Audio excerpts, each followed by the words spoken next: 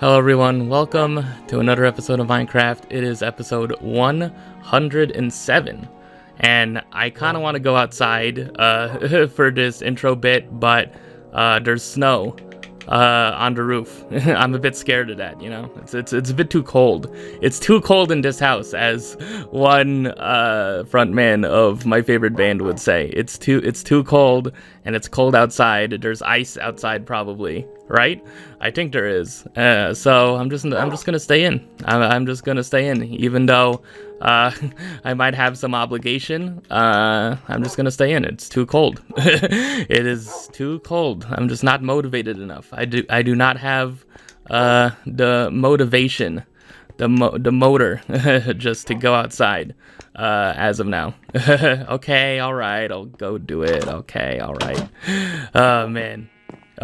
Okay, all right. No, what the hell's that? Oh my god. See, look at that. I wanted to do it on the roof, and then there's this snow that's been here for like, what, 50 episodes now? It's cold, man. It's cold, man. I know I'm a max level player, but it's cold. It's cold, okay?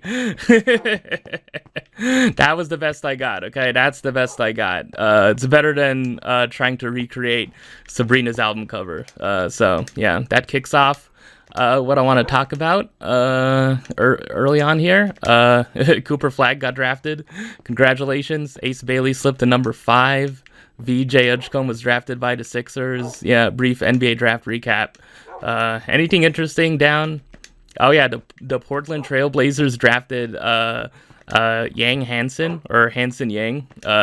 Not like definitive confirmation on how you say the name, but yeah, he's a Chinese center who has been heralded as Chinese Jokic. So I mean Chinese Jokic, man, you have to draft him. The Phoenix Suns, who got the number 10 pick from the Rockets in this draft, drafted this player from South Sudan called Kaman Maluak. There's a video of Rich Paul being like, "Look, I can get him. I can get him to you. I'm gonna make some calls so that he ends up with you." Anything else before I dive into the true topic, which is DeAndre Ayton has another chance. Okay, you know, for someone who missed the game while he was with the Blazers because it was too icy out in Portland, of all places. There was ice on the road, so he stayed inside. There also was like a report in an article or something where one of the details was that he complained about like he having a little bit of a back issue because for the first few months since he was living in Portland after he got traded there, he was sleeping on an air mattress, so it was hurting his back. I don't know, man. So something, I don't know. I do not want this to be freaking, I don't know. I'm already contributing to it, man. I'm sorry, but it's just the thing. It's the tough situation. You know, it's the tough situation that this free agency has put me in, because I like that DeAndre Ayton has another chance, but I don't know. I want DeAndre Ayton to freaking change his reputation. I think it's just like people are pile onto him a little bit too much for just those things, and just his general, like, it's like the perception of him recently since he got traded from the Suns was that his motivation is just not freaking there, you know, like he has talent, but you know, he's like he can be a bit of a pain to deal with, you know, but I don't know. I really want him to change his reputation, but you know, he signed with Los Angeles. He signed with the Lakers. So I mean, I don't know. It's hard. It's hard for me there. But I probably won't have to worry too much because, you know, LeBron opted into his player option, $52 million, and then yeah, you know. I don't know. Bobby Marks could explain it more, but you know, it's like there's also, I think the original intro bit was probably gonna have something to do with like the statement after he signed it, where Rich Paul, his agent, just said like LeBron is committed. He recognizes that. He appreciates everything the Lakers organization and Jeannie Buss has done for him, and Rob Blink has done, but he recognizes that at this age in his career, he still wants to win championships. So it's like they were kind of speaking in past tense about his time on the Lakers, right? It's like, you just opted in. You're gonna spend next year. You're gonna spend this upcoming season on the Lakers. But it's like, yeah, it's like it sparked a whole lot of freaking intrigue about, like, could he leave the Lakers? Could he request a trade? But yeah, he's probably gonna stay on the team in the 25-26 season. So yeah, but it could be interesting. I don't know if he wants to force his way out, or it would have been more interesting if he opted out, though. If he became a free agent, right? Yeah, but I don't know. I'm just ready for the Lakers to be Luka's team. I like the trade. It was nonsensical. It's still just like, how did that happen? But I don't know. I would be more inclined to, I'd be okay with the Lakers being like near a championship contender if only Luka was on the team. I don't know. I think it's just like, part of it is just like, I do not want to see we do not need to see a certain someone on First Things First professionally glaze frickin' his favorite player. Okay, like you don't need to see that. I know he's not the only one who does it, but like, he's probably the most like high profile visible one now that Shannon Sharp is probably shouldn't talk about the stuff there, but yeah, he's just not on TV. He still has like his podcast or whatever. There's allegations levied at him. I don't know. That's not what this episode is about. But yeah. Anyways, yeah, I just want to talk about free agency a little bit. Yeah, what have been the main things? The main thing other than that and the Lakers stuff. Yeah, Aiden got signed. They signed Jake LaRavia. They lost Dorian Finney-Smith to the Rockets. And yeah, the big headline, the Rockets have been doing extremely well. There I go using that word again. They've been doing really well with their recent moves. They did not. Yeah, they only gave up Jalen Green in the Kevin Durant trade, right? Like, so they have Kevin Durant replacing Dylan Brooks on their roster. Like, damn.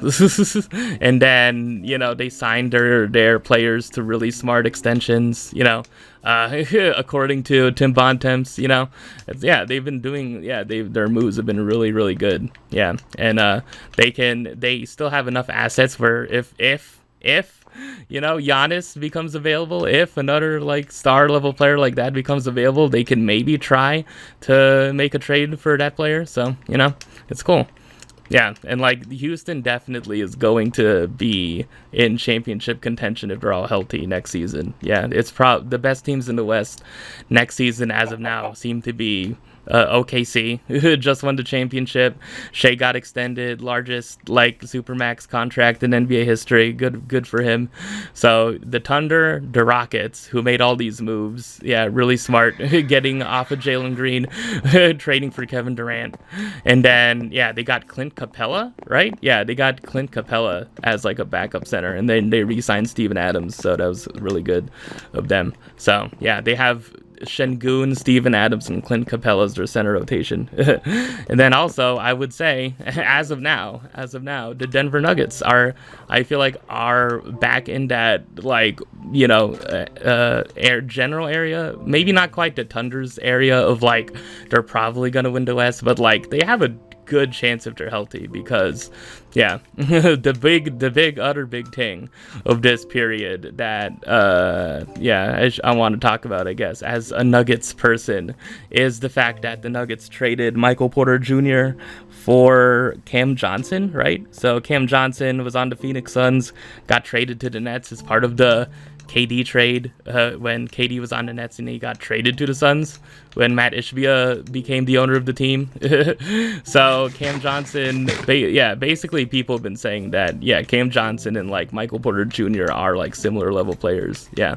Like Cam Johnson is a little bit better defensively, but Michael Porter Jr. is a better shooter, but they kind of are comparable. And the big thing for the Nuggets is that Michael Porter Jr. was on somewhat of like an overpaid type contract, like he was on a max level contract making like like 30, almost like 40 million a year, right? It was gonna start becoming that much money. So it's good. It is a good thing that the Nuggets like got off that contract, even though Michael Porter Jr. is like a good player. It's just that he wasn't worth that much money. Like that's the whole thing. Like that, I think that was like the criticism of him. You know, like the criticism of his contract almost like bled into it being a criticism of him as a player. So yeah, that's basically the story with Michael Porter Jr. I could go into like the origin like of like his draft and like how he slipped into draft, because he got like 2 back surgeries, and like it is like a remarkable story how he managed to accept a smaller role, even though like originally, if he didn't have those back injuries and those surgeries, he could have been projected to be like a superstar level player, like Trey Young. Like he could have been like that level of freaking that caliber of player, but instead he has like those injuries and then accepts like a smaller role, but like excels in that role. You know, I checked on Basketball Reference because I've been doing that recently, and like he has hit like he's been 40% from tree like pretty much every season of his career, except the season like 2022 where he only played 2 games. So yeah, it's pretty good. Yeah, he was an essential piece. The Nuggets do not win the championship in 2023 without him, even though he didn't have a good shooting night in the finals. Or yeah, he didn't have any good shooting game in the finals back in 2023. I was there, I witnessed it. But yeah, I don't know. That the thing I'll remember from him is, you know, well, this recent playoff run, like him playing with like a clearly injured shoulder. It wasn't a shooting shoulder, but like you clearly saw that like his shoulder was just injured. He could not lift his arm up, you know, but like he still was able to play. He played every freaking game and was available for every game, even with an injured shoulder. So yeah, that like he's really gutsy like that. Really, when a lot of other players would have just like been like, nah, I don't want to play. Yeah, he, you know, gutted it out that whole playoff run against the Thunder. Took the Thunder to 7 games. Really cool. And also that finals, I remember like that game 5 when like he hit a shot after missing like it's seemingly like missing every other one. Oh man, it felt so good, man. It was like when the Nuggets took back the lead in like the third or fourth quarter against the Heat in like the closeout game of the finals, man. It felt so good. And like before then, he was like rebounding, you know, like he was using his size. Yeah, and that's the thing. Like he's 6'10", right? Yeah, he's 6'10" and can shoot 40% from tree, man. I mean, you know, it's a bit more common of a skill set of a combination in 2025, but you know, it's still pretty rarefied air, you know, that you have someone that big who can be a 40% 3-point shooter, you know. I don't know. He's about 6'10". I don't know. I'm sure he's like 6'9.5" or something, you know, around that point. But you know, he's big. Yeah. So, man, salute to Michael Porter Jr. But yeah, really, what this trade for Cam Johnson does for the Nuggets is like clears up their cap a little bit. And then, after a very disappointing offseason for the Nuggets last year, like relatively like disappointing in terms of like their big thing was like signing Russell Westbrook, right? And then they signed Dario Saric, which did not work out. And yeah, so in addition to the Cam Johnson trade, the Nuggets also signed Bruce Brown in free agency. So Bruce Brown is back on the Nuggets for the veteran minimum. He spent time on the Pacers, then got traded to the Raptors, and that trade allowed the Pacers to get Pascal Siakam. So good on them for that. So yeah, Bruce Brown, you know, got a much bigger contract. After winning the championship with the Nuggets, has come back. You know, he made his money. Now he's back on the Nuggets, which will hopefully like add to their depth, right?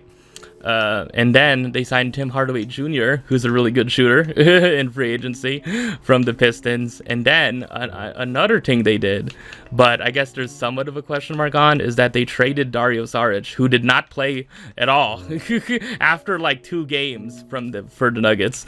Yeah, who did not really play at all after 2 games. They traded Dario Saric to the Kings for Jonas Valanciunas. And the big thing is that Jonas Valanciunas is a backup center, And Jokic has not had a decent backup center basically his entire freaking run of being an MVP level player, man. Like, it's just, my God.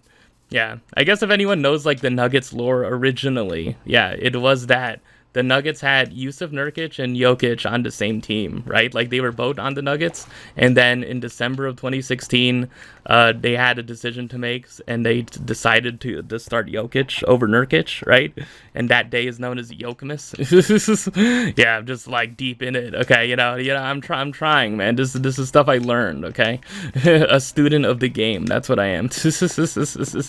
Hopefully it doesn't burn too much time, but yeah.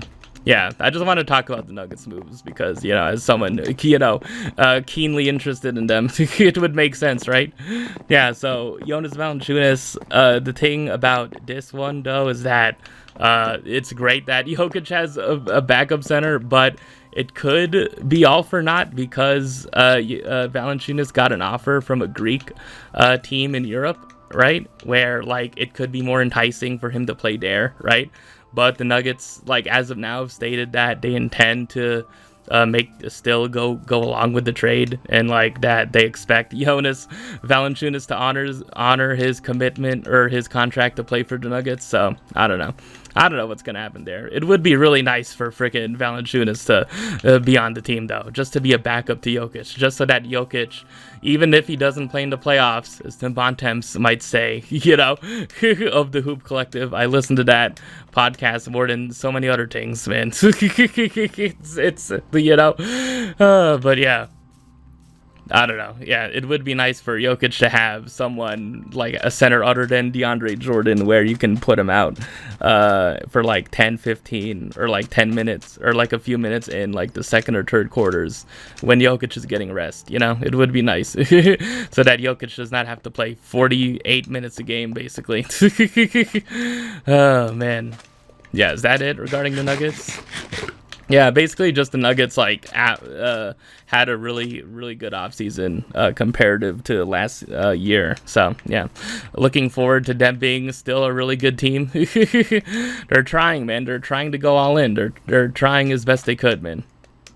Yeah, they gave up a first round pick in 2032 in that Michael Porter Jr. trade. So, like, I mean, in 7 years, Jokic, we do not know if Jokic is still going to be playing in the NBA in 7 years. Like, honestly, we really do not know. So I would think he is, because he would only be like 32 at that point, right? Or no, he would be 37. Yeah, but I mean, like, I don't know. I could see Jokic retiring at like 37, 38.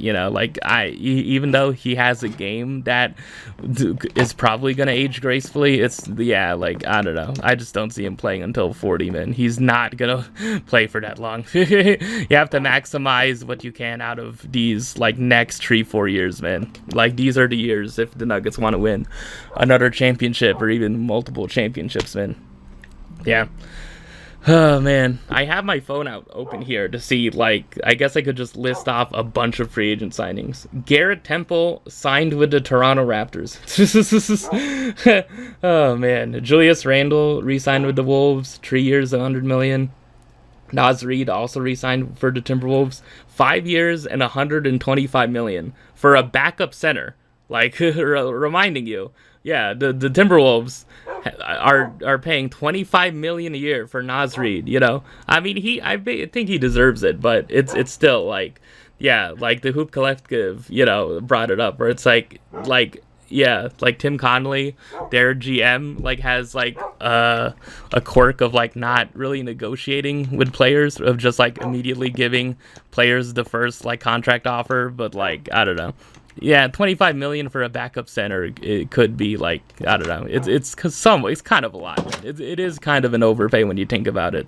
But, Naz Reid does deserve to get paid for what he is and what he means to the Wolves. Jalen Williams, the big Jalen Williams, re-signed with OKC, 3 years for $24 million. James Harden re-signed with the Clippers for $40 million a year. Bobby Portis re-signed with the Bucks, But yeah, I also didn't talk about the other big things. The Milwaukee Bucks, huh? Oh man. Basically, Dame is not on the team anymore. The Bucks waived Dame. They're waiving Dame and basically paying out like a portion of his contract, so that they can make room to acquire Miles Turner from the Indiana Pacers.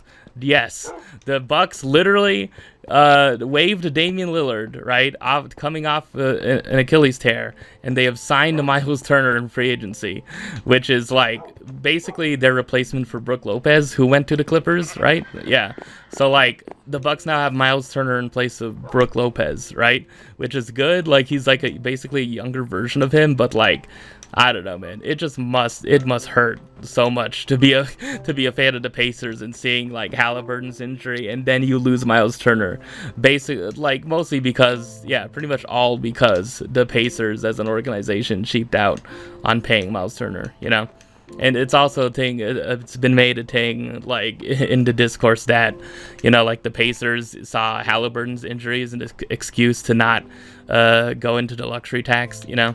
Yeah, brief refresher. Let me try to beat Bobby Marks here. For an NBA team, the levels, yeah, like there's a salary cap, right? And above the salary cap is the luxury tax, where you have to pay extra money for being a certain amount over, and then above that is the first apron, which restricts you in some ways, and above that is the second apron, where no NBA team wants to be. No NBA team, unless you're like a bona fide, guaranteed championship contender, like as in like you have a high likelihood to win the championship as your team is currently constructed. Like no team wants to be in the second apron other than that situation, right?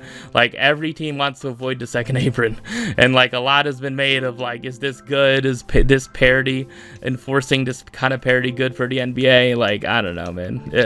Yeah. And that's the thing, like that the Celtics and Pacers are responding to this by literally taking gap years. Yeah, they're literally just being like, no, we don't have any chance of contending with Halliburton and Tatum injured next year. So like, yeah, we're just gonna gut our team, you know. The Celtics more so than the Pacers, but yeah, the Celtics definitely. Yeah, they traded away Porzingis for George Niang, and then they traded away Drew Holiday for Anthony Simon. So yeah, it's like, yeah, it's a lot. The Celtics are, you know, I think they're still gonna make the playoffs because it's the East, and never underestimate how bad the Eastern Conference can be.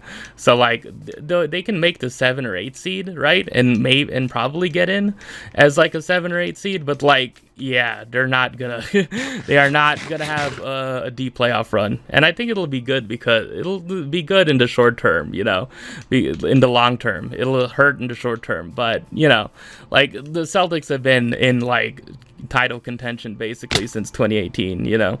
Like 2019 didn't work out because like chemistry issues and stuff like that, but like, yeah, 2018 they made it to the Eastern Conference Finals with Gordon Hayward freaking being injured the whole season, right? And then 2022 they were in the 2022 they made it to the finals. 2020 in the bubble they were in the conference finals. 2023 they were in the conference finals. 2024 they won the championship. So like, yeah, they've been on a sustained run.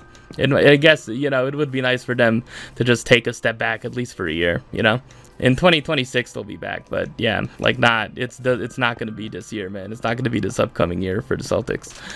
Yeah, and like parody, man, is just being enforced. Bomani Jones, another person, one of the few I listen to in the sports media space, says that like parody is really just another word for like mediocrity, you know. It's just like, it's just another way to justify like a bunch of a league being mediocre. So I don't know, I'm not quite on that level, but like, yeah, I mean, I kind of get his point, you know. That's the thing, it's you want to see like a team have somewhat of a dynastic run. You kind of want to see like that be able to happen, you know. Like the Thunder don't even have a guarantee at that. Like they're the team best set up for that, but like there's no guarantee that they're gonna win multiple championships, man. Yeah, there's no guarantee.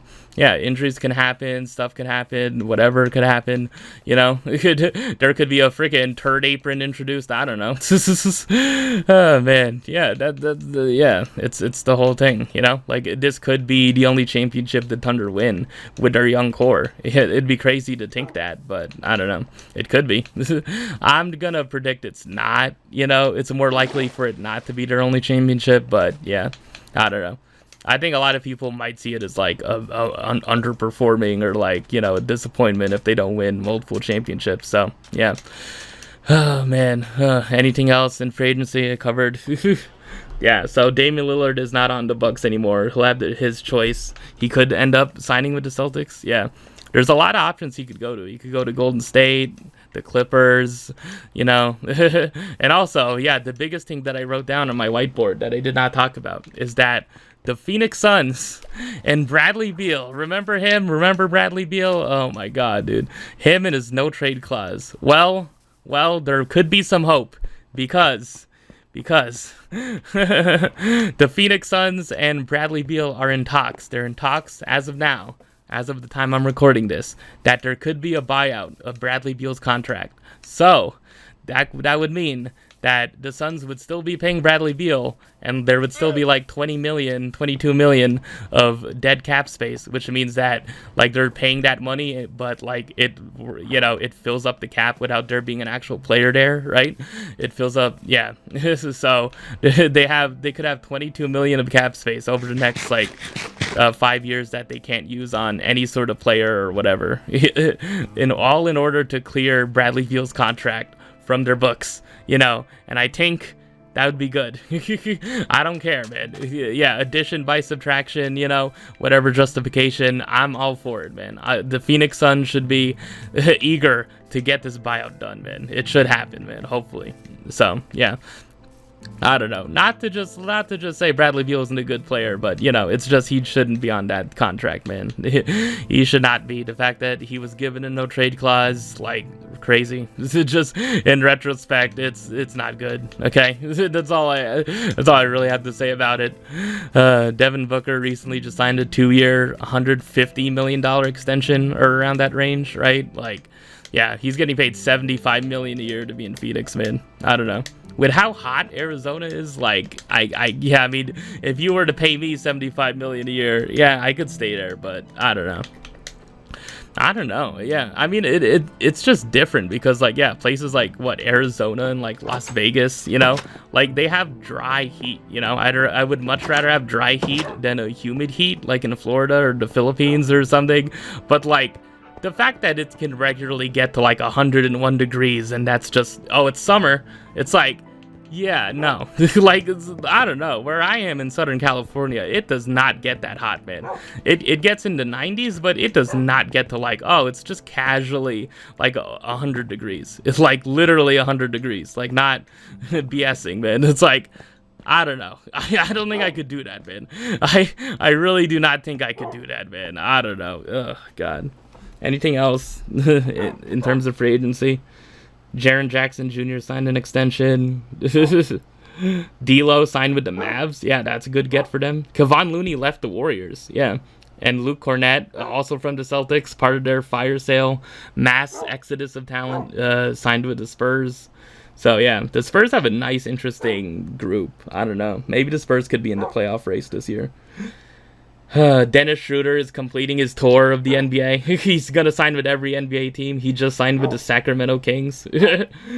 Oh, man. Gershon Yabusele, who had a good year for the Sixers, one of the very few bright spots for the Sixers, signed with the New York Knicks, along with Jordan Clarkson. So, yeah. Oh, man, the Knicks have gotten deeper and better as a team, probably. And also, yeah, they hired the former Kings coach, Mike Brown. So, yeah, that's going to be their new head coach. It's not Jason Kidd. I don't think I mentioned it, but, yeah, the Knicks had an interesting coaching search where they were just, like, talking to a bunch of teams whose head coaches were under contract. So they wanted to talk to Billy Donovan, Jason Kidd, and Ime Udoka. And they're like, hey, please, can we have an interview? And then they were rejected for each and every one. And then there was like a little bit of a rumor. I think it was in like, I don't know, it was in something. I can't verify the source, but it was talked about on the Dan Levitard show. But where the Knicks were, there was a conversation about the Knicks maybe potentially hiring Don Staley as a coach. Like Don Staley, like the coach of South Carolina. It's like what? Like I don't even know, man. I don't know. But yeah, glad the Knicks have a head coach again. It's great. Hopefully, he's not gonna play his starters like 48 minutes like Tibbs did. But yeah, I don't know. Is that basically it for free agency? I talked a lot, man. Oh God. Let me see here. Oh man, just yeah. I spent over half an hour just on this, man. Yeah, I think I need to. I do not want this to be an NBA focused episode, man. Yeah, I'm gonna talk about a lot more. So yeah, I guess look forward to that. I guess I'll just take a little bit of a break and then just come back after this cut. All right, I am back in the non-basketball portion of the episode, I promise. I wanted to talk about books that I read recently because I haven't done that in a while. I talked about The Bluest Eye a little bit during my list segment, I think, last episode. But yeah, I really have not been talking about the books I've been reading. I don't know. I guess I just haven't found like the time naturally to talk about it. But yeah, I want to do a double feature, man. I'm going to talk about two books that I've read recently. So yeah, the first one, great category of books that I really like to read at this stage of my life. Asian American Diaspora adult literary fiction books that barely anyone has reviewed or rated on Goodreads, that came out in the 90s, 80s, 90s, 2000s, or even 2010s. Yeah, because I talked about it a little bit before, but yeah, I read Leche by R. Zamora Linmark, which is a Filipino book about, I described just the basic premise of it back a couple episodes ago, but it's about a young 23-year-old Filipino American named Vince, right? And then he's been living in Hawaii for 13 years, but he grew up in San Vicente in the Philippines from up until when he was born up until he was 10 years old. So it's a story about him returning to the Philippines and Manila, and just like his reactions and his like observations at how just totally crazy Manila can be, in a good way, but also in a bad way, and also just like just the dichotomy of it, just the cacophony. What's the word? The swirl, the combination of just like everything, the mixture.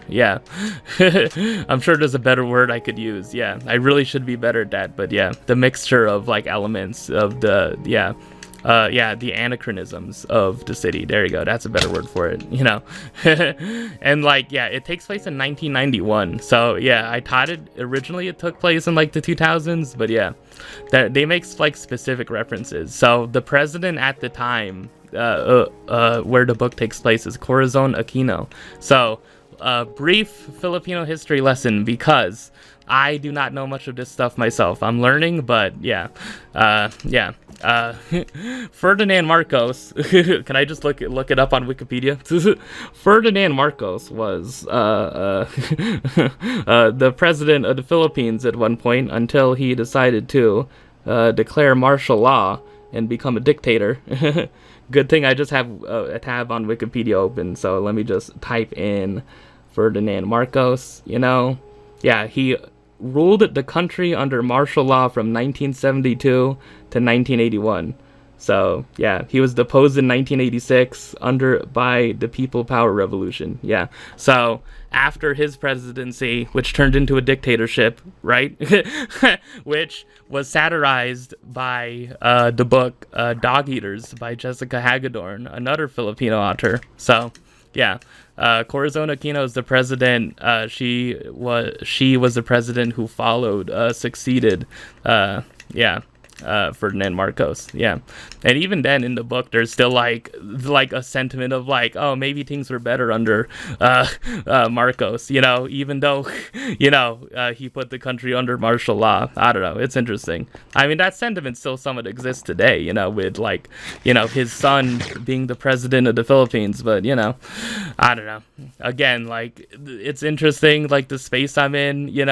Like not wanting to act as if I know everything about the Philippines itself, but like wanting to learn more. But yeah, the book takes place in 1991, and really just, the plot of the book, if there is one, is just Vince, like, traveling around Manila, observing the culture. There's, like, sections of the book where he, like, where there's literally postcards. There's, like, postcards in black and white, like, literally in the pages of, like, just various, like, Filipino landmarks and, like, pictures of, like, items from Filipino history, which is really cool. So, yeah. Vince is also gay, so that's a part of it, he has like a couple fantasy. He has a fantasy about a cab driver, I think, and then at the end, it's called Leche because it's the name of this nightclub. Yeah, and in this nightclub, I think it's this. I don't know. I don't know if it's a real club, but yeah, it's this nightclub that he goes to near the end of the book in the heart of Manila or something, and then he learns a bit more about Filipino history there. Yeah, but really it's just a personal story about his like feelings, overall like feelings of like not feeling too Filipino enough, but also being Filipino in terms of like he was born there, but he doesn't feel like he is Filipino anymore because he moved away, but like he kind of wants to reclaim being Filipino, but like he has a moment in the airport where he even though he has a Filipino passport, right? Like he gets treated as a balikbayan anyway, right? He gets treated as if he's an American only and not someone who was born in the Philippines, even though he was, right? And then, I think the highlight of the book for me is this interview, which really isn't a dream sequence at all, but it's like a literal like TV interview. So, I think oh man, I need to find a book, but like I think like, let me see, if I just do a little more research here, man, I need to check. So there is an interview scene in the book where it is literally one of the woman conducting the interview is Chris Aquino, who is Corazon Aquino's daughter, and in real life she was like a television presenter, right? I'm checking the Wikipedia page now. I'm doing on-the-spot research for this segment. So, she is a real-life television presenter. And, like, in one of these scenes, Chris Aquino is interviewing Vince himself. She invites Vince to come on her show that she's presenting, like a morning talk show sort of thing, on ABS-CBN.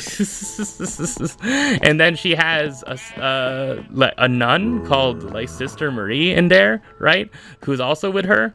And she interviews her first, and like she talks about like some sort of her experience being formerly a film star, but like being like part of like a feminist movement in the Philippines, so like after that they invite Vince on, and then they have this really interesting conversation where they talk about just Filipino American identity basically. And I would really be into that, it's the exact type of thing that appeals to me, and I thought it was the really big highlight of the book that I really enjoyed. So Yeah, they just go into that, of just like do you feel like you're Filipino? And it's like, yeah, like why can't I claim it? It's like I was born here, I'm Filipino enough, right? And then like he kind of like internally questions it himself, like he does it throughout the whole book, as he's sending these postcards. He like talks about a lot of the elements of the Manila and like the Philippines, like tricycles, and like the fact that like a cashier wouldn't give him change or something, right? Something like that. Like he's like, what is with this country? What is going on, man? what is going on in this country? Like he talks about certain elements of the Philippines with disdain, but also like that's the thing. Like he feels that like the Philippines is the only place he could accurately call home, because it's where he grew up with his grandfather, right? And he has very fond memories of his grandfather who raised him. And then like his grandfather passed away while he was in Hawaii, right, in high school, and he didn't come back for his funeral, right? And like at the very end of the book, it's him going back to San Vicente, where he grew up, right? And like going back to the house where he grew up with his grandfather. So yeah, basically just this interview like goes into that sort of thing. And then and then there's a really good line, exactly, I think I'm quoting it verbatim, where Chris Aquino asks, do you identify as Philam or Asian American? It's like, when that basically is the same thing, but like I totally get like what she was asking. She was asking like, I don't know, it's like it almost feels as if they are two separate categories, right? Being Philam, Filipino American, or being Asian American, like what do you identify as? I don't know, it's really, I don't know, it's a really interesting section of the book, and I thought that was a highlight. Yeah, I really enjoy it. It's gonna be on the list at the end of the year, which is coming in like 5 months. How's it already July? How's it already the second half of the year? So yeah, hopefully I did it justice by talking about it. I really enjoyed Leche. It's gonna be a good book that's gonna end up on my list at the end of the year. So yeah, the other book I want to talk about is called Shark Teeth. And it's a middle grade book. It's a middle grade book that released in 2024. The main character is this 12-year-old black girl, right? And it's already really unique because like the main character is basically the parent of her family. It's about this 12-year-old girl who basically is that she's the parent. She basically is the parent to her younger sister, right? And her younger brother, who her younger brother has fetal alcohol syndrome, right? And she cares for her siblings. She loves her siblings very much, but her mom is someone who is completely healthy, but like has basically been in and out of her life, and like the book starts where recently her and her little siblings got separated and were like taken away by social services and split up and put in like foster homes, like temporary homes, right? So, and like they just recently got back together, right? And like the girl Sharkita, that's her name, Sharkita Lloyd, like she does not want to have her family be separated. She does not want to be separated from her siblings again because like her mother is she I don't know what the best way to describe her is because she is abusive, but it's a different kind of abuse that's not really showcased in fiction, at least in middle grade fiction, like that I know of.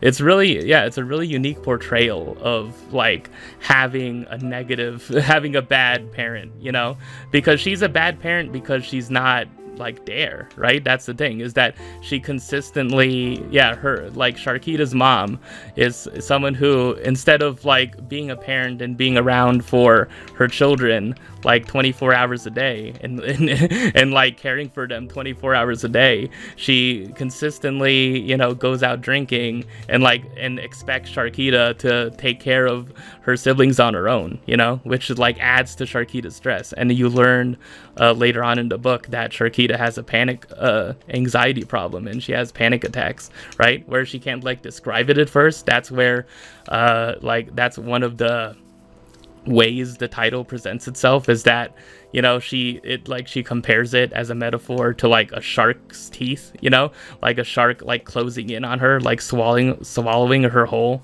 right, as like the metaphor for her anxiety, right? And also the fact that literally like her teeth are messed up and they look like a shark when she opens them, and then other kids make fun of her for it. But yeah, I don't know, it's a really interesting book where like her parent is fully healthy. She, but like I think it's somewhat implied that she might have a deeper like emotional, psychological like problem, right? But it's not as if she has like, it's not as if that's affecting her ability to be a parent though. It's just the thing that, is that her mom, like Sharkita's mom, had her children really young, and that her father died. So that is like, could be affecting her. But in response to that, she feels that, I guess, she was robbed of her youth. So she tries to make up for it by like, leaving her oldest child, who's only 12, to be the parent of her other two younger children, right? and that's the thing, and like the whole thing of that, Sharkita's fine with it. She's fine with it, but she just wants to be able to care for her little siblings, and not, but she's fearful that her mom is going to do something where, their family will get separated again. It's like she's on edge, like she's consistently on edge that like her family is going to get separated because of something that her mom is going to do, like her mom is gonna leave, her and her siblings behind, because that was the original incident that led to them being split up in the first place. Is that her mom just was like, I'm gonna go out with my friends for like a weekend, okay? You can take care of me. And then like the real like nebulous thing is that like her mom calls her daughter, she calls Sharkita her ride or die, rather than like treating her as her daughter. She's like, we're partners in this, right? I need my partner. You're my ride or die. You're helping me take care of these kids. But like, she's also but on the other hand, she says that, and she's also like, hey, I can be a parent too, when she clearly, is not a parent. She doesn't want to be a parent 100% of the time, right? Which is like, that's the whole thing. It's being a neglectful parent. It's being, it is a form of abuse in its own way. It's like, I don't know. It's just a really interesting book. It's obviously like, it is one of the best like middle grade books I've read in recent years, It's, in terms of like, tackling like a serious subject with serious subject matter. I don't know. I just found like that like situation that was presented in the book just really interesting. So that's basically it. I feel like saying too much on top of that in terms of the plot is just spoiling it, I don't know. I guess just that dynamic I just wanted to talk about because I felt it was very unique. Sherry Winston is the one who wrote it. And I have the book right here. And then, let me see. The praise for it. An outstanding depiction of the impact that family stressors can have on a household's youngest members. A deeply satisfying tale with an irresistible protagonist, says a starred review from Kirkus Reviews. So there's just, I don't know, throughout the book I was impressed by the prose, and here there's an impressive frickin' like 3 lines of prose that I want to read. This is the first time I've read directly from a book, so let me see. Oh man, I guess I can start reading from here. This is on page 16 of the book, the hardcover edition. So she's talking about her mom. My stomach cramped. She used ride or die when she needed me to cover for her shady parenting, but I was tired of being her ride or die when she wouldn't do the same for me. I think it's coming up here. Here we go. Yeah, here's like the part that's like really, really freaking great prose that impressed me. The warmth of her heartbeat against me vanished. Was it me? Was there something wrong with me that I felt like so much of our history, mine and hers, tasted like ashes on my tongue? Probably from a lifetime of burning bridges. Only, I wasn't sure who'd set the fires. It's like, oh, like just the tree lines back to back of like ashes, burning bridges, and starting the fires, right? The way that like that prose just casually connects those three things, you know? It really, I don't know. That's just the joy of like reading prose, man. Just the joy of reading prose is seeing just like lines that can connect like those like similar things together. I don't know. I just want to shout that out in terms of people who say, I don't know. I don't really think about it as much anymore since I'm not on Twitter as much, but I don't know. I do distinctly remember back then some people talking about like there was discourse on like prose in general, and like prose quote reading like YA, or prose quote reading like middle grade, right? Where it's like I don't know, like what adult fiction like book in the past like few years written by freaking big best-selling authors can have like 3 lines, like 3 sentences of prose like that, like has like that like much strength in terms of like cohesiveness, you know? Like I don't know, I just don't know. I guess I'm just unique. Maybe I actually do have bad taste for liking that bit of prose, but whatever. I don't, but yeah, I'm joking, but you know. I don't know, it's an interesting thing. Yeah, is that all I wanted to get to with Shark Teeth? Is there anything else interesting from it that I want to shout out? Yeah, I think that's mostly it. Anything else would be spoiling the book. Yeah. You know, I just found it one of the best books I've read this year. That's also going to be on the list. So, yeah, I'm basically spoiling what's going to be on the list for me already. So, oh, man.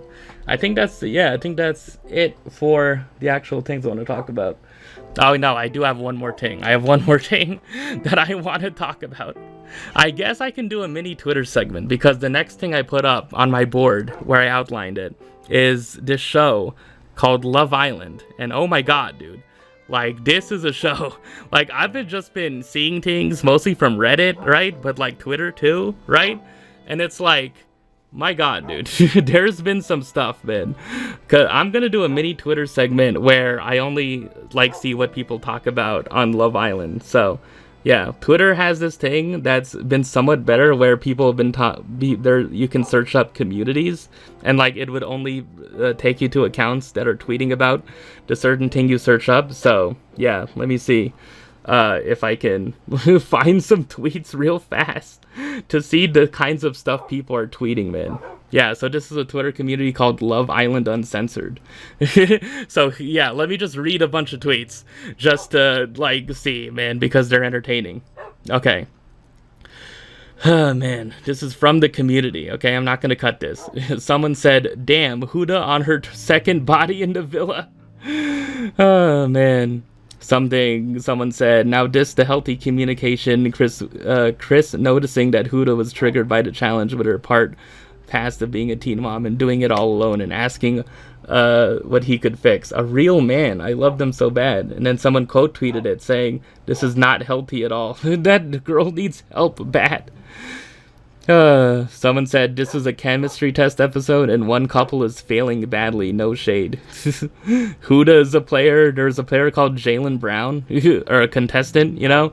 It's about a bunch of people. It's kind of like Big Brother, but only romance focused. I really don't know, man. I really don't know. Like, what is the prize? Like, how do you compete? Like, what is this? Like, an element that is cool is that the majority of the cast is not white, you know? I guess, like, I think that's another thing that's endearing a lot of people towards this, you know, is that I feel like this is like a dating show for, you know, people of color, really, to say it, to put it in that terms, but I don't know. Someone said, most of you want Amaya to win because y'all like her as an individual, but this is Love Island, not Bachelorette. What? Okay. Ace in a laundry of fighting over a bonnet and do-rag for their babies. I effing can't. So Chris expletive Huda, and the next day Huda's on his ass nagging him, being clingy. AF, the exact same thing she did with Jeremiah. Oh, and Jeremiah was the problem. Yeah. Also, there was a scandal, somewhat of a controversy, because there was this contestant called Sierra, and she said something that was extremely racist towards Asian Americans, something like that. I don't know, man. It's a thing. Yeah, y'all keep trying to push this Amaya hate, but Ace is not touching that damn money. Alondria talking about how you gotta be selfish and move for yourself, but when Huda did that, she wasn't the girl's girl. Oh man, not that. This is someone whose title says hashtag book Twitter, man. Come on, man. Don't drag me back in this, man. Don't. I'm not ready. I'm taking a hiatus. I was enjoying my break, man. I was enjoying it. It was so nice. I just talked about a great middle grade book, man. That book Twitter probably wouldn't discourse about. Oh, God. I had a stupid, dumb smile watching the entire episode. All the girls get along and are closer. All the couples get along. Love is blooming. Oh, man. It took me 31 episodes to smile through a whole episode. Yeah, in addition, let me just, browse Reddit. Because, yeah, I've been mostly seeing just, it extends to Reddit. Just, what people are talking about, man. I don't know, man. It's just a whole frickin' thing. The point of this is that, I don't understand the show. I don't watch the show. But, I find just, people talking about it really fascinating. There's a post that said Austin confirmed Ace's height. I refuse to believe Ace is 5'10". Can you deny or confirm?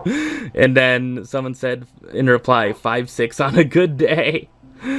Yeah, Bella had an Instagram story on Sierra. Oh man, just after last night's episode, these two men conveyed a level of maturity and respect that shot them to #1 picks. Yeah, I'm sorting it by the top this week. Yeah, and just need to sort by hot. I can't get over how good they look together. I don't know who these people are, but yeah. Stan culture ruined Love Island USA this season, and it's not even fun anymore. How do you guys support Huda after all of her crash outs? Oh my god, not this word, not this phrase, man. I genuinely do not comprehend it. And Drana sets the record straight on the Ace convo that got misinterpreted. Oh man, Amaya's popular. Yeah, Alondria, Nick Alondria. It's a ship. I don't know. Appreciation post for the one that kept Love Island. Guys, it's true. Ace really is 5'10". I did some super scientific research. Oh man, okay, yeah, that's basically just, I don't know, nothing really much else to that other than just, I don't know, apparently Love Island is crazy. It's been really popular, man. I don't know. I feel like this is probably the most popular it's ever been because it's on season 7, it started in 2018, and there definitely wasn't this level of discourse about Love Island in 2018, man. I do not remember it, man. All I remember was that the premiere was after Big Brother or something. Yeah, I'll get back to Big Brother at some point, but yeah, I think the new season is starting in 3 days, so yeah. I might get to it, but I don't know, I might not talk about it on this specific Let's Play series, so yeah. Oh man, I will return shortly with another list segment.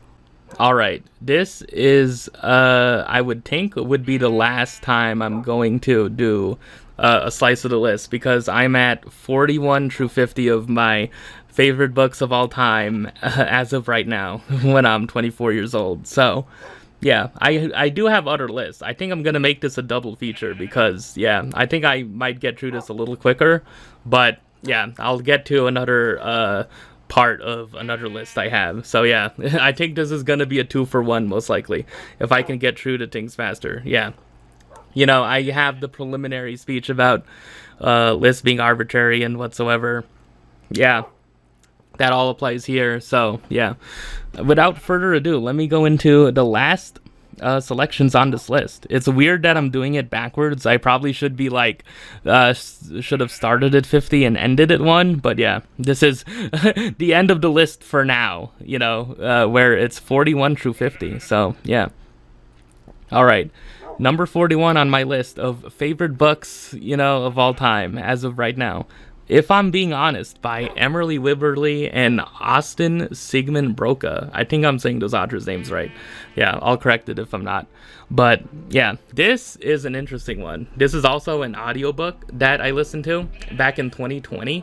I think it was January of 2020.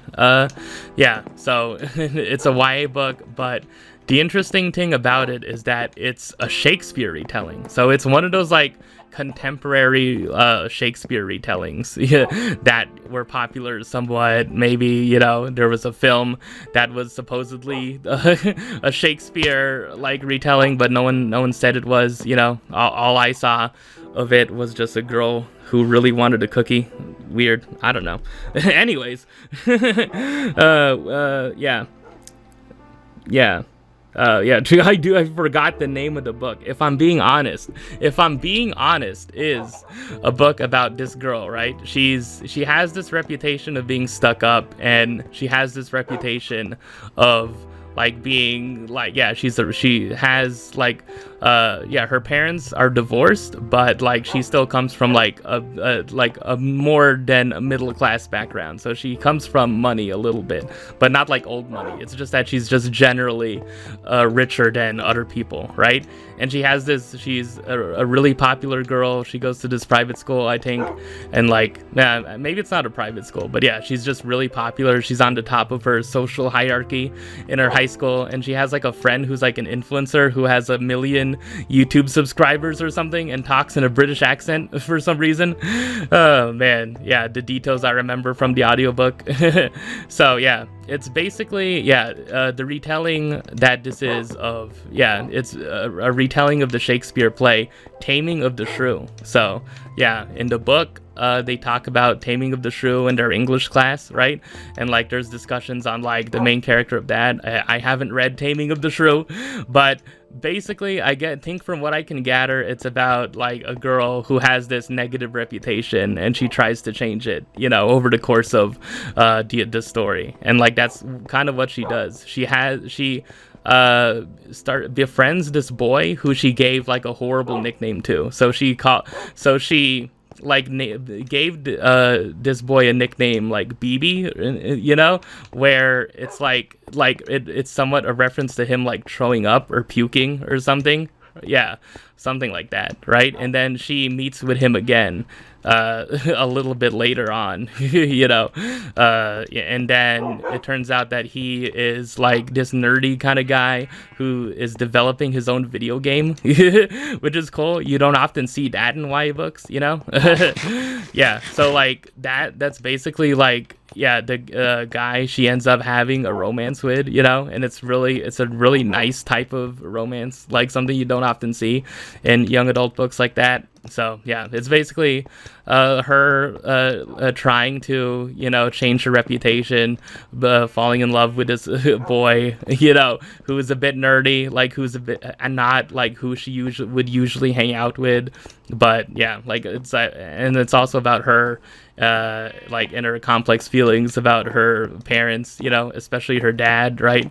There's a scene where like her and her mom are watching a Korean drama together. They're just watching Boys Over Flowers. Oh man, yeah. It's also the fact that it's written by a married couple. Yeah, they have other books. Yeah, they have. I first learned about it from a BookTube channel. Yeah. So yeah, the first book they wrote together was Always Never Yours, right? Which I think was also a Shakespeare retelling or something like that. And then they have another book together called Time of Our Lives. Yeah. So yeah, that's basically it. Yeah, it's just a good book, you know. It's my taste, you know. Okay, number 42. A throwback all the way back to 2018, Out of the Easy by Ruta Sepetys. Yeah, so Ruta Sepetys is an author of historical YA kind of fiction. Yeah, I think so. She wrote this book called Salt to the Sea. I think. Yeah. Salt to the Sea, Between Shades of Grey, Fountains of Silence, Yeah, like those like her other books, but yeah, I think the book I obviously put on the list. It's the only book of hers I read, but yeah, it's about this girl in 1950s New Orleans, right? And her mom is a prostitute. And that's basically the first line. The first line is somewhat like, yeah, it's basically just her saying, yeah, my mom is a prostitute. So her mom works at a brothel, right? Yeah, that's basically, and I don't know.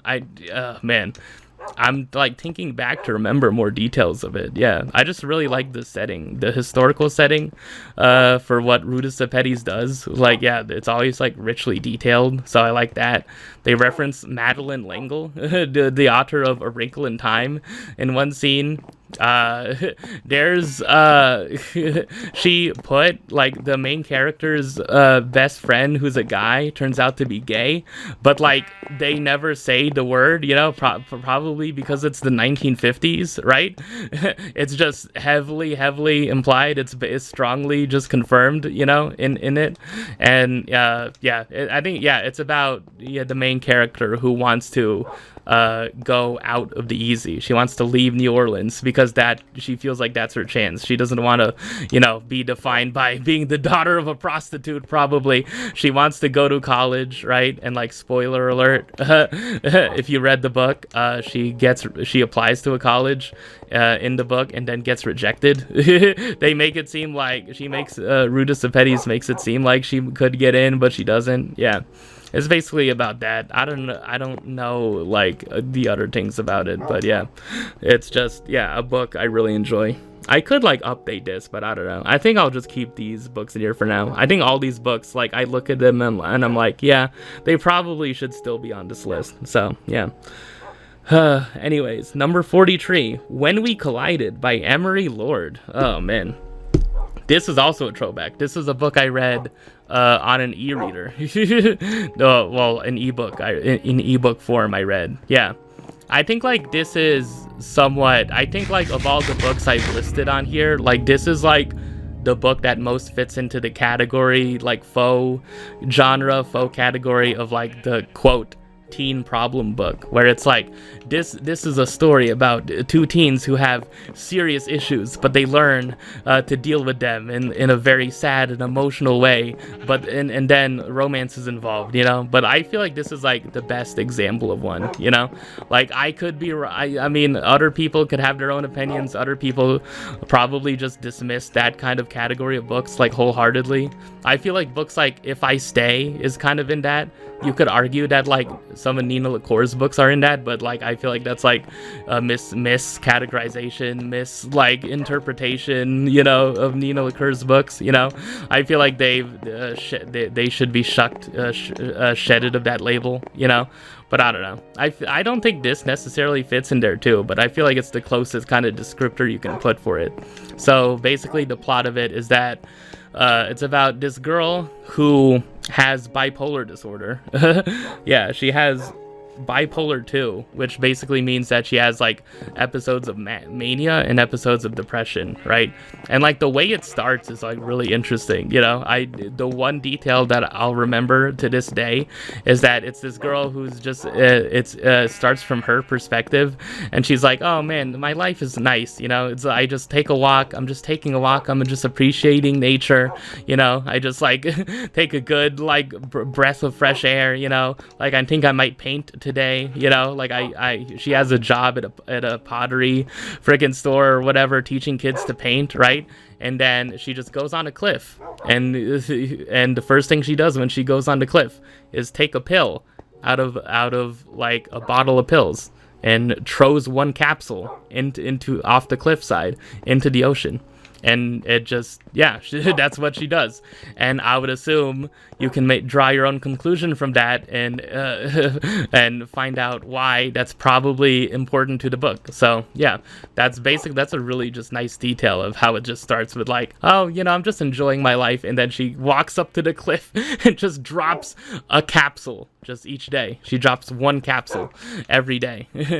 and she meets this guy who's working at this restaurant that his family owns, and it's struggling, and then they have their own sort of romance, and he has his own issues and she has his issues, but they learn to love each other as broken people. When people become strong at the broken places, as Ernest Hemingway once said, in A Farewell to Arms. Yeah, so I think it's the best example of that kind of story. I don't know if it exactly fits, but yeah, I think I looked back and checked, read a bit of the pages of it. Yeah, and I think I would still put it here. So yeah. Number 44, Nick and Nora's Infinite Playlist by Rachel Cohn and David Levitin. Yeah, I'm on the romance frickin' portion of my frickin' list. Yeah, I'm putting all of the romances here. Oh, man. I talked about this book before, right? Yeah, I think I read it in, early 2022. Yeah, I think I might have read it around that time. So, yeah. Rachel Cohn and David Levitin don't write books together anymore. Yeah, I don't know. They've written books solo, but I think the only Rachel Cohn book I know that she wrote on her own was this book called My Almost Flawless Tokyo Dream Life, right? And it's about this girl who moves to Japan. She moves to Tokyo, I think she's she's a foster child, and there's some anti-black racism in there, but it's not this book. Yeah, this book, Nick and Nora's Infinite Playlist, is about, a girl and a guy who meet at an indie rock concert. And then, they travel all around New York City together. They have, a night that's very existential. Yeah, they spend the night together, basically. And it's just, they travel all around New York City. They share moments together in this one night. It's a flurry of, romance, and stuff like that. Yeah. And also just the fact that it references a bunch of indie rock music, and I would obviously kind of like that. There's a film that I haven't watched of it. Maybe I might think of it more highly if I watched a film, but I don't know. I haven't found it. Yeah, I think it might have been on Netflix. Nah, I don't know. I think I saw it on YouTube. Yeah, advertised, available to rent, but I don't know. I might see it one day and share my thoughts. Okay, number 45, finally breaking the streak of YA romance, an adult fiction book, A Man Called Ove by Frederick Backman. I think that's how you say it. You say Ove and not Ove, but I feel like the majority of people in their minds read it as Ove and not Ove. Okay, so yeah. Oh man, it's probably, in terms of, main characters, Ove is probably just one of the best, main characters in adult fiction in terms of, the 2010s, just this man who's just extremely curmudgeon-y, but also, he's curmudgeon-y because, he is a widower who lost his wife back, years ago, and, it starts with him trying to buy, the first chapter is called Ove buys a computer that is not a computer, and he walks into an Apple store wanting to buy an iPad. It's about, he hates bureaucracy, right? And so much of the book is just about narrating him and his hatred of people in white suits, and that ties into how his wife passed away, and there's this really emotional scene where he's talking and you think his wife's there, but his wife isn't there, it's a really funny book. I think it was probably just I think he's gone on to write books like Beartown. The author Frederick Backman, he wrote Beartown, he wrote Anxious People, he wrote not Eleanor Oliphant, Miss, I'll put the name of the book up on here, but he wrote other books here. So anyways, that's basically it. It's just really funny. It's just a really fun book. I remember reading it in my high school library. It was one of the only adult books I read, other than the Bell Jar. But it was mostly a YA reading space. Okay. Anyways. Number 46, This Is Not a Personal Statement by Tracy Badua. I talked about this in 2023. Filipino literature, yeah, in YA. So yeah, it's about this Filipino girl who has second generation immigrant parents, but like they're still really hard on her. They expect her to be a doctor, not a nurse but a doctor. She fails to get into this private school, the college that her parents expect her to go to. So in response to that, she fakes an acceptance letter and she poses as a student. She pretends to be a student. She tries to get food on campus but can't because she needs a freaking a card to swipe, right? She needs a food plan, a meal plan, and a card associated with that to swipe to get food, so she can't eat on campus. The friend she makes during the orientation is like, no, I'll use mine before you get yours. She like sleeps in like a janitor's closet because she can't sleep in the dorms, and it's the weight of the weight of familial expectations. It's about that, and like just it's a really nicely plotted story. I really enjoy just the whole like, this is what putting too high of expectations can make your children do. Like, this is how your children can respond to putting too high of expectations, or like pressuring your children to do overly well academically like all the damn time. It's like, I'll use my smarts I developed in order and be creative about it, like, and then she gets caught. I didn't talk about that when I originally talked about it. She gets caught, and by the end of the book she's attending a community college, and she's like in a much healthier place. And like throughout the book, like it's referenced that her love of video games, and like I think like the book ends with her probably like being interested in like pursuing that as a career instead of being a doctor. So just points for it being a Filipino book, points for it being a really good book, and a really good story on top of that. Okay, number 47, When Dimple Met Rishi by Sandhya Menon. Yeah.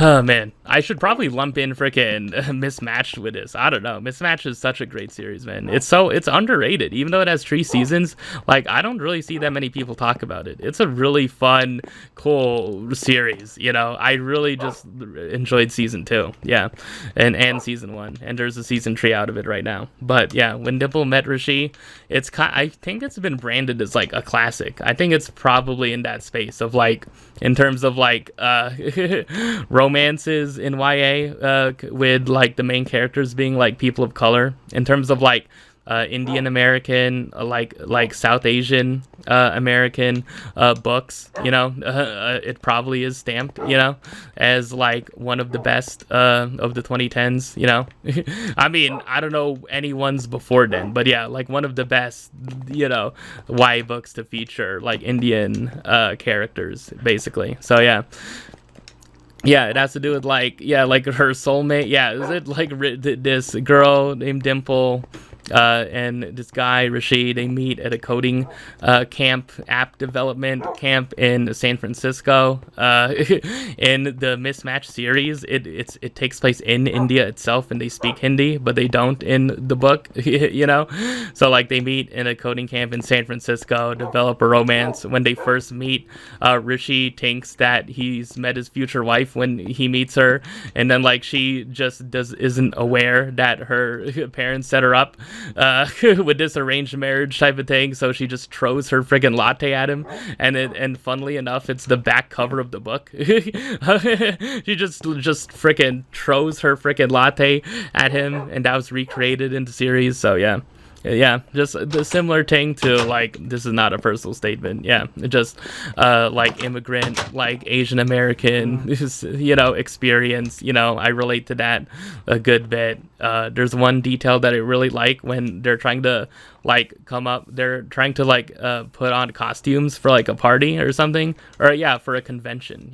They go to a convention and they have and like Dimple wants to put on a costume, so she she does not have any material, but she does have enough material to cosplay as Daria of all people. And I'm like, a YA book in 2017, like referencing that. Oh wow, I have hope, man. There's hope for me, man. Oh man. Anyways, I don't know, man. It's like referencing this book in a YA book that comes out in like 2043, you know. Oh man, I don't know. I might not get to the other list I want to do, but yeah, I guess I'll see. I'll just see what happens.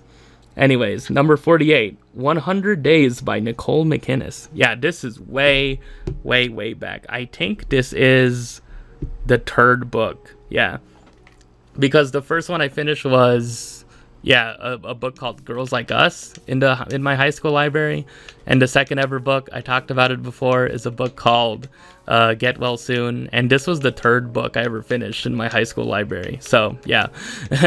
Every Last Word was the first book I picked up and read, but I didn't get to it until like May of 2017, but I picked it up in January of 2017, and like this was like March of 2017. 100 days that I picked it up and read it. To explain it, it's like, I think it's in that same kind of category of like a teen problem book. So it's about these three high school students that they used to be really tight. These two girls used to be really tight with this guy, but recently, like as of like a year or so ago, the guy stopped being friends with the two girls, right? There's this girl who has this disease called progeria, which makes her look like an old lady, basically, and she's friends with this other like goth kind of girl, and they're like friends, right? And then there's this guy they used to be friends with called Boone, right? And then like it's about them reconnecting over 100 days, and at the end of those 100 days something sad happens related to one of the three main characters. So I would assume you can guess what that is, but I don't know. I think I'm just putting it, I think it's mostly here due to like the nostalgia and the feelings I had for it when I first read it. But I don't know. I haven't tried to read it. Like I kind of want to get it, because I have like most of the books that are on this list, except for like a few on my like physically owning them, So like I kind of want to get this book, So that's basically why it's on there. Just mostly like the nostalgia and feelings minded. But I think it could. I don't know. It's probably. I feel like I probably should have other books above it. But for now, it's on here. So number 49, just below it. But again, lists are arbitrary. Don't need to keep on restating this, man. You should know about this. I Know Why the Caged Bird Sings by Maya Angelou. Do I need to explain why I have this on the list? It's Maya Angelou, man. It's her life story, basically. Which I didn't know when I first read it. I thought it was like an actual fictional book, but it's basically Maya Angelou's memoir of her early childhood up until when she was 16. And she has, and like this is like her memoirs in like what, 7, like at least like 5, 6, 7 parts upwards of that, right?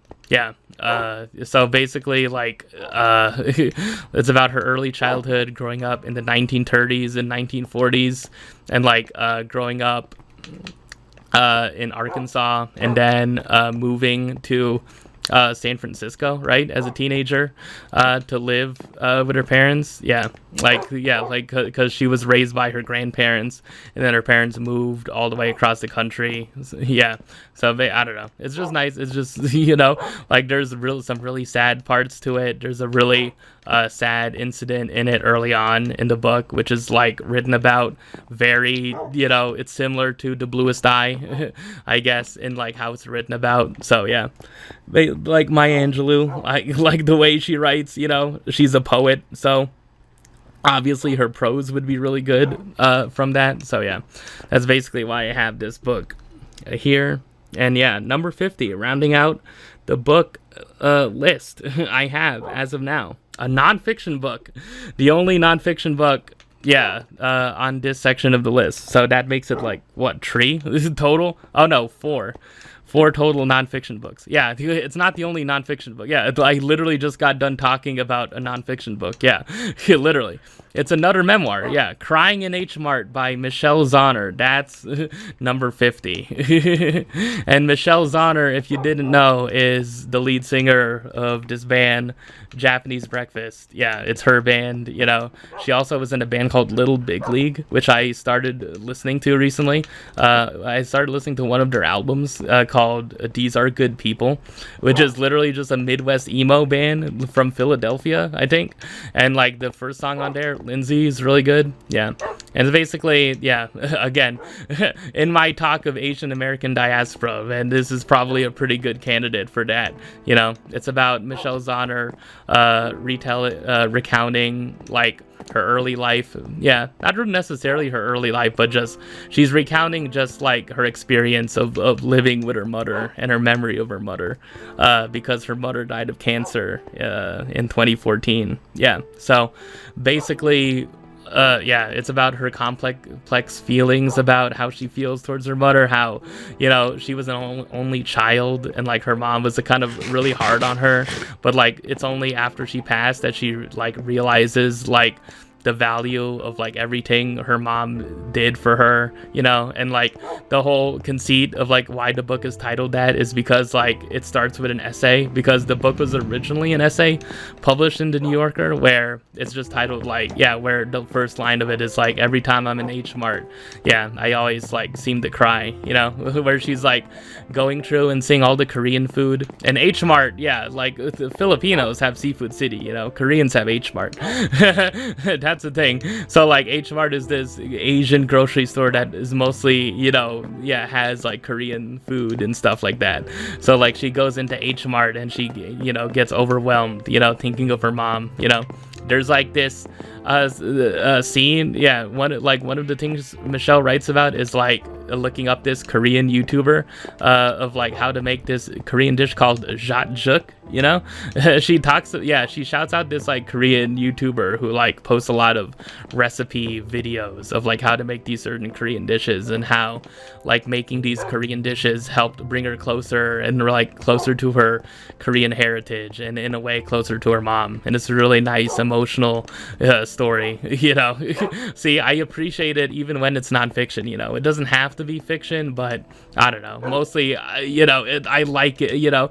I just lean more towards fiction over nonfiction, okay. I just like novels. I like stories, you know. Like obviously you can tell a story that's nonfiction and like narrative nonfiction and true memoirs, and you know, this is a really good example of one. But yeah, I don't know. I remember reading it, yeah, in like August of 2021, and I saw Japanese Breakfast live. That was my very first concert I went to in like October 4th of 2021. So yeah, that was a cool thing. I remember just seeing it in Barnes & Noble in 2021, one of the first times I was out after the pandemic, right? Or while the pandemic was still somewhat going, but yeah, like, and then like just seeing it, wanting to buy it immediately because I had a little bit more money than I usually did at the time. So like I just got the hardcover without any question. I think it was the same Barnes & Noble shopping trip where I got Once Upon a Quinceañera. I do remember that. Yeah, like I think I spent like over like $50 on books, which like considering how much I spend on books at like my library's bookstore now, it's like, yeah, that's crazy, man. Just on one trip. But yeah, these are new hardcovers we're talking about. So yeah. Anyways, that's basically the list, 41 through 50. I hope I explained everything well. But yeah, I don't think I necessarily did. I guess I'll save like the other list. Yeah, let me see. I could just go through it quickly, man. I don't know. I'm being stingy with my time here. It's also a fact that like, why do I keep on frickin' making episodes that are like an hour and a half long, man? Anyways. Oh man, I extended my anime list, okay? I extended my anime list. Let me do a list of one. Let me do a list of one here. That'll be the hook for the next episode. I guess I'll record the next episode like quickly. Yeah. I extended my list of favorite anime. So I went through like number 1 through 20. I think like, what, 4 episodes ago at this point. I don't know, at some point. Sometime in the early 100s. So yeah, number 21 on my favorite anime of all time list is this show called A Place Further Than the Universe. And I think I'll just leave it at that. I will leave that as the hook for the next episode. So next episode, I am definitively going to talk about that. I'm putting a pin on it now, but yeah. Next episode, I'll go over my top anime again, since I'm done with books. So I'll go through 21 through 30, and then I made it go all the way up to 40. So yeah, and I think that like I like the choices I made here. So yeah, it goes up to 40, so I can at least spend the next 2 episodes talking about anime significantly. I might just have those be the episodes themselves. Yeah, so anyways, that's basically it for this episode. Hopefully I'll be back soon. I don't know, hopefully it won't be the end of the month before I release an episode. So yeah, that's it for this episode of Minecraft. Thank you so much for watching, and see you on the next episode.